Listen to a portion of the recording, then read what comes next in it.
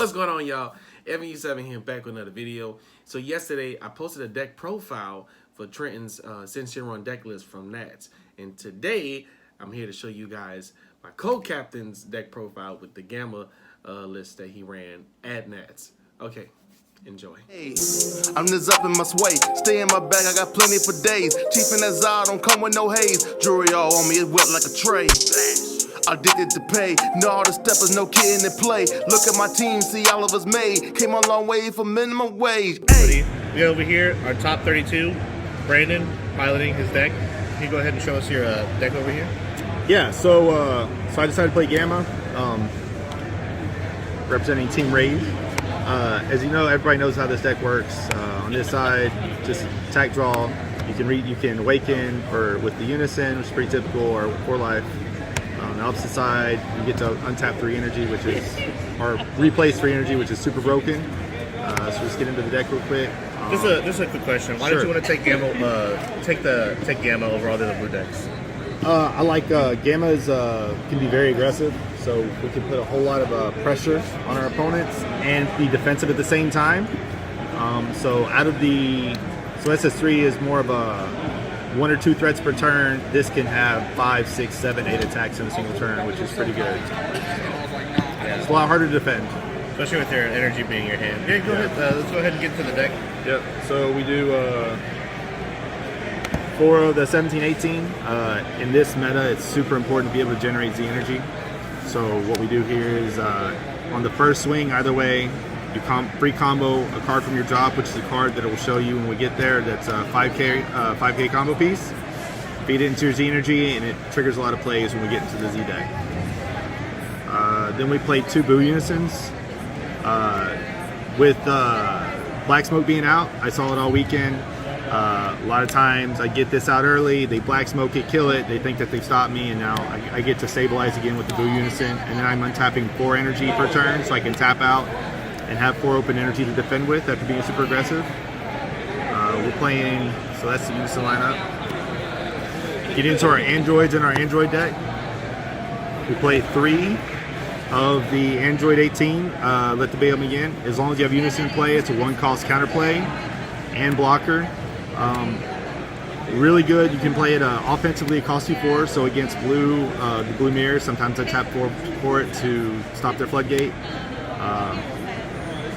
But defensively, tap 1. It's really good against Sin Shenron.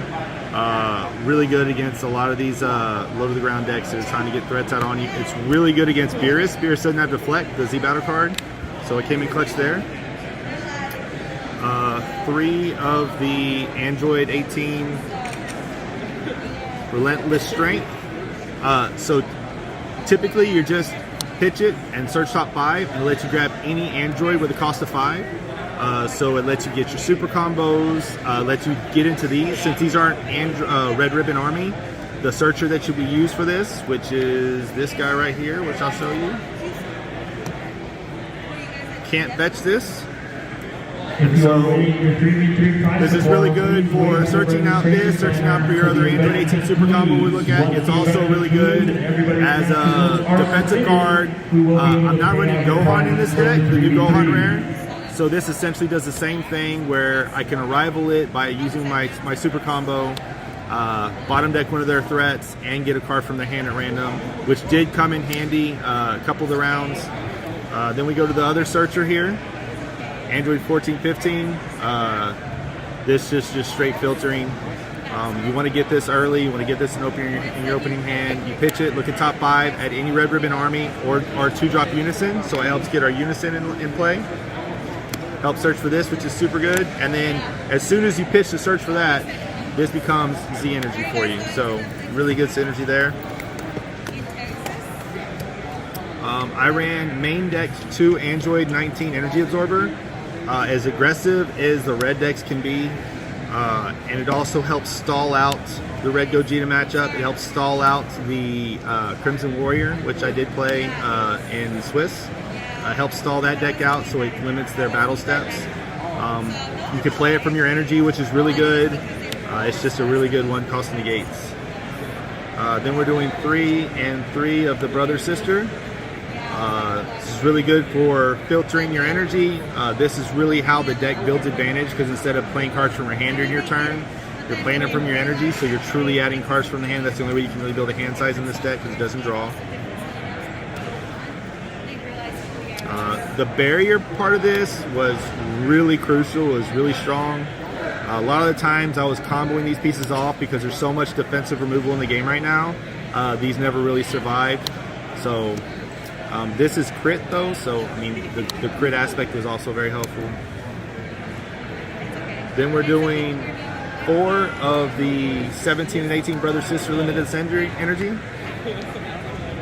This card is really the MVP of the deck. It has removal for big threats, and everybody's playing cheap big threats right now. It's a dual attacker, 20k body, and it has great synergy with the card in the Z Battle deck that I'll get to a little later. Then we ran 4 of the Cell Ultimate Battle Finish. You don't really play this card as often as you think you would in certain matchups, because there's a lot you want to do with your energy. This is really just a finisher. It's really great at removing unisons, which is crazy to think that's what I use it for, but I was mainly using this as a game ender or a unison clearer. I used to play the deck where you just tap 4 and just remove their board and apply pressure, but just because of the barrier aspect of everybody having, and Sin Shenron could just neg this to death. The Goku, the Gohan rare, being able to bottom deck it, it just doesn't have the same value that it used to, but it's really good at removing unisons and ending games. So this card had a lot of value doing that. If they choose to negate, they have to bottom deck a card from hand. Against blue, if I put my opponent on hatch, that's 3 cards that they have to get rid of. It's really good in the mirror. If they're going to be playing the floodgate negates, that's 3 cards they got to pitch. So it just has a lot of value there. And of course, if it stays, it just gives a ton of value. 3 of the Android 14 inorganic cores are blue topos, as you call it. I only ran 3 in the main just because there's so much blue hate out there that it's really hard to get these to stick sometimes. And depending on the matchup, it's not necessary. So this is the Android lineup.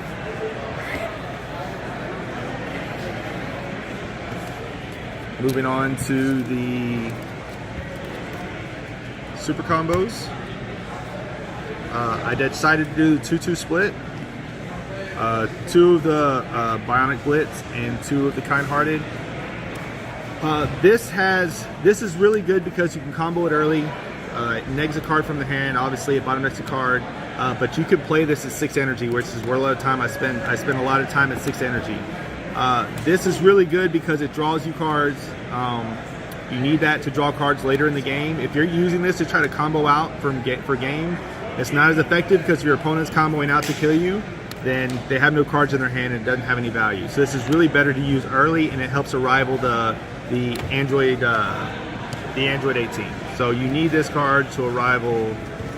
Where is she at? To rival this lady. This is really good because it can be searched with the top 5 of your searcher. So this searches this, so it's really good. And a lot of times you're charging this. Your Android, you have to have Androids down in your energy to make sure that you can resolve his end of the turn effect to draw a card, to pick up 3 and draw a card. So this is super good for that. I charged this many times during the tournament.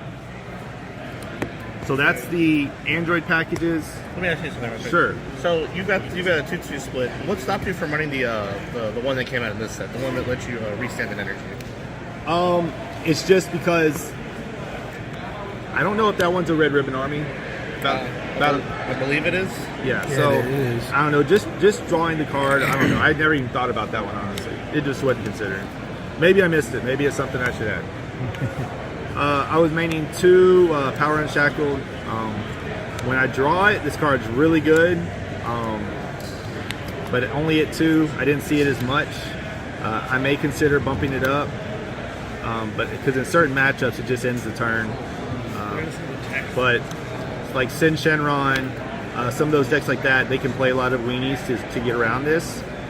But it did do really good for me on the tournament. Secret Rares obviously hatch. Didn't consider running anything else. Just ending the game. It's just a game-winning card. When I saw hatch, I usually won. Then I replayed one Dark Broly. I really thought long and hard about not playing this. Had a teammate, recommend it, and it probably won me 2 or 3 games for the tournament, and it was just really good overall. So, is this something you're going to keep in the future? Oh yeah, I'm keeping this in the future. Yeah, I'm never going to take that out. That was really strong. The extra card lineup, I'm running 2 of the Chilled Armors reinforcements in the main. Blocker negates, aggro format, pretty obvious. Gunslinger 17, report to meeting point B. I'm playing 3 Dirty Bursts in the main. I was really expecting to see. I knew that I was going to see a lot of Red Gogeta. I played 5, which I'll kind of give a little quick summary at the end of the video. I was expecting Vegeta and the Gogeta ones, OTK. I didn't see either of those decks, but it was still really strong against Red Gogeta. Maining 3D Magic. Just because of the way the ratios worked out, just 3 in the main just worked out, and then the last was 2 Realm of the Gods. Again, it's just another card that you can use defensively. You're gonna have open energy. It does give you a bit of spot removal offensively and defensively, and just adding cards, making it cheap to defend some attacks, especially early. So that was the main.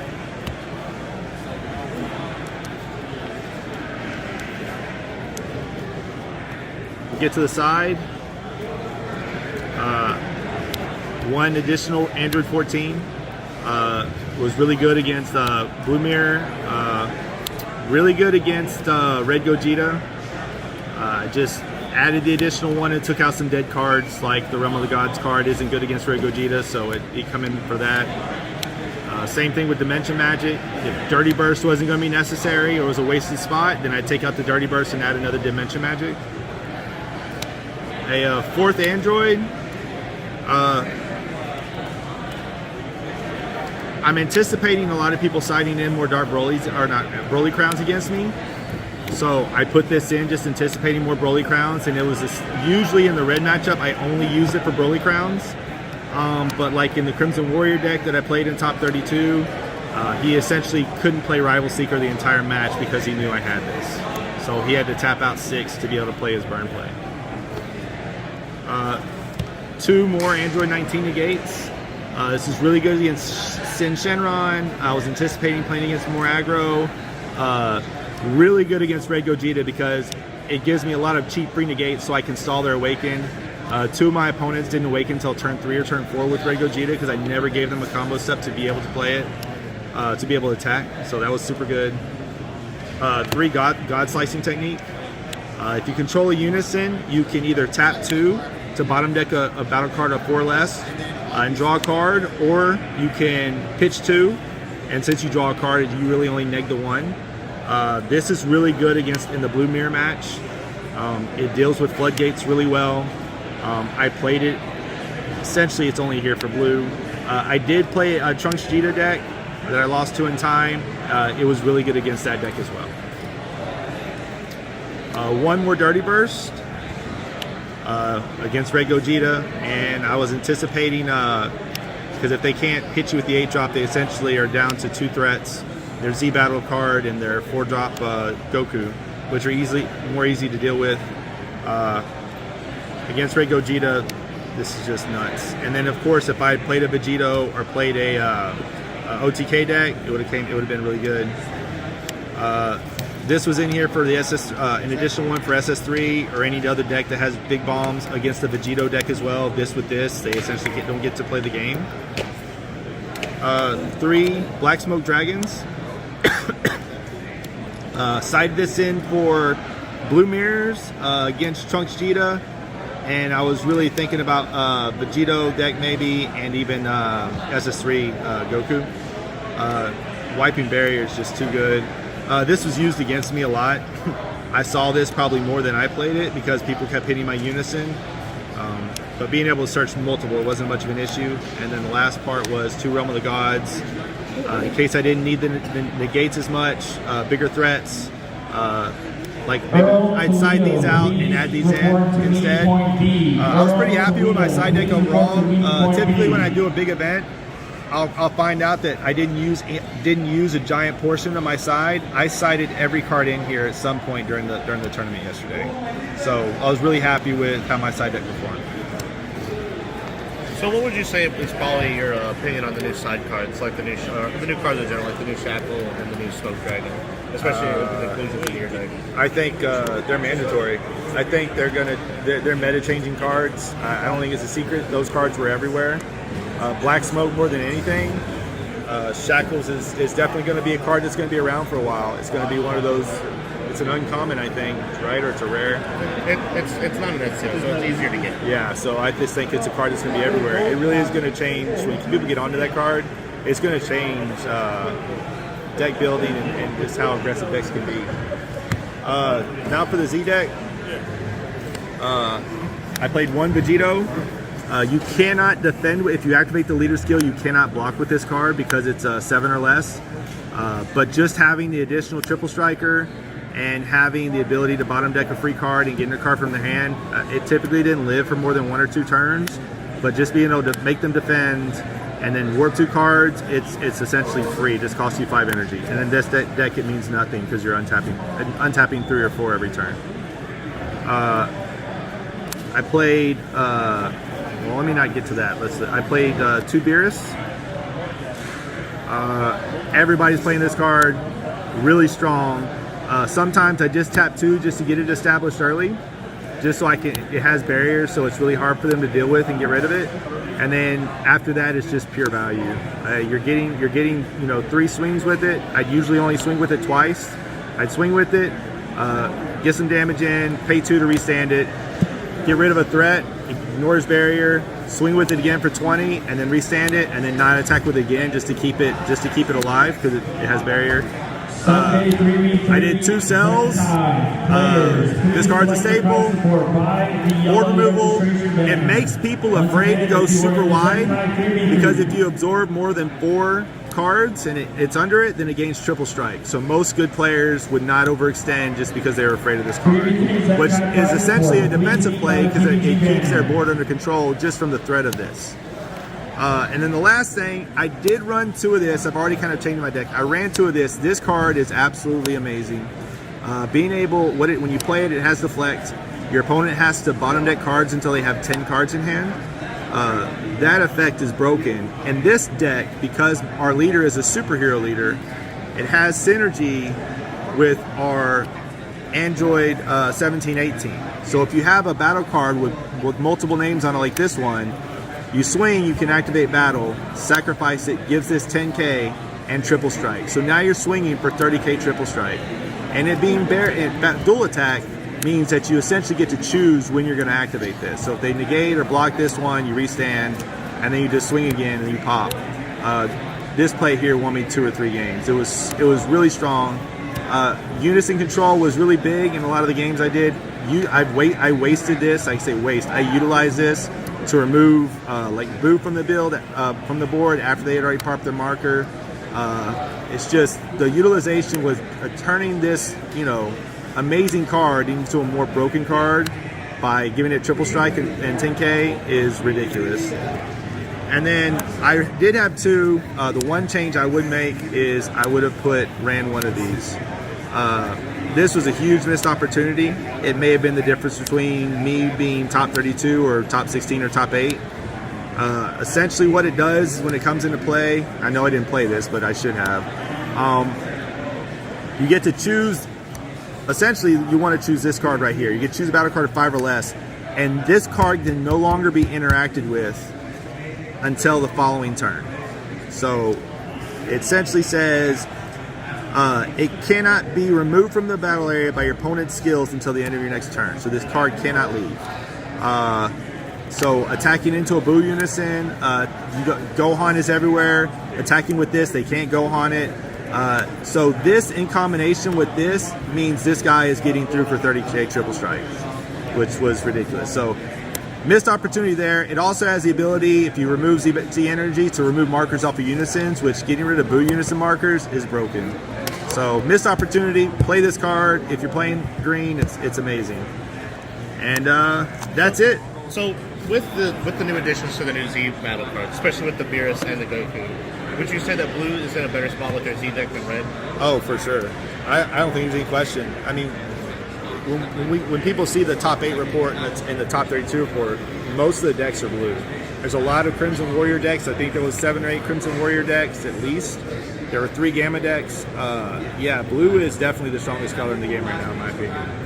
A lot of people were really expecting it to be all red, and I think the people were really shocked to see Gamma and Crimson really be the blue decks to stand on top of everybody.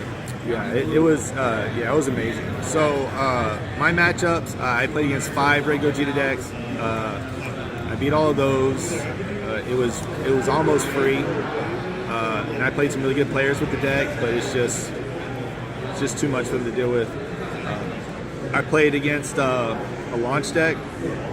I played against Crimson Warrior. I beat both those decks, and then my 2 losses were in time to Trunks Cheetah and the Gamma Mirror, where it just one game took 60 minutes. The guy had Hatch right there at the very end, and there was no game 2, so that was it.